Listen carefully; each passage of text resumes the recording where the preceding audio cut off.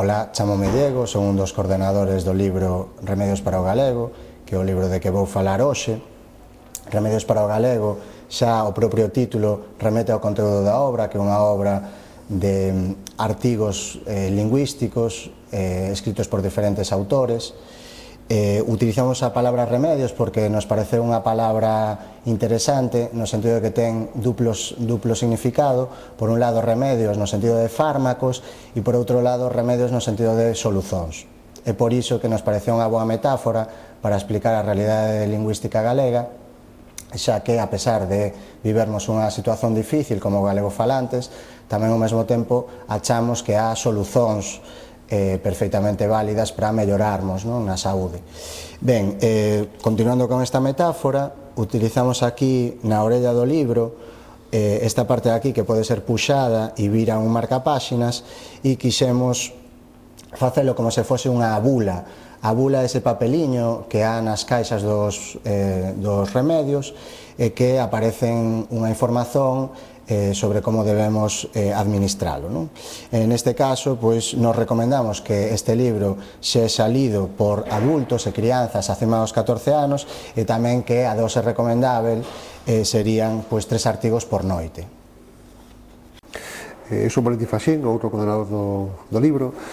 Pegando nesta metáfora dun cuarto, nos imaginamos a persoa que lê este libro deitada na súa cama antes de dormir e lendo un artigo, dos artigos ou 3 artigos deste libro.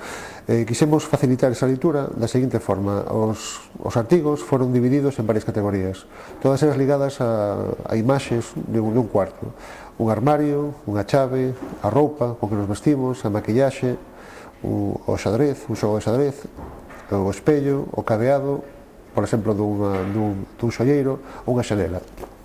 Por exemplo, se entramos na categoría chave, vamos a encontrar artigos que falan das chaves que é capaz de abrir o galego, na súa visión internacional. Se entramos na categoría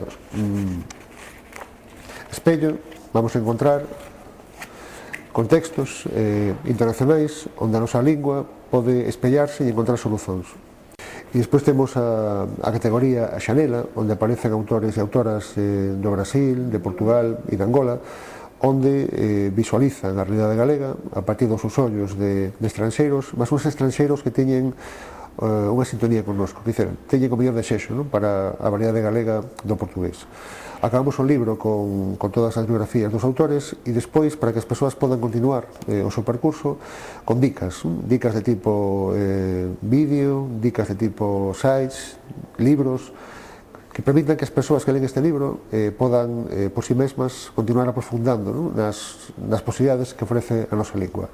Este libro non é apenas para persoas orientacionistas, é para cualquier galego falante que procura remedios para a lingua galega. Boa leitura.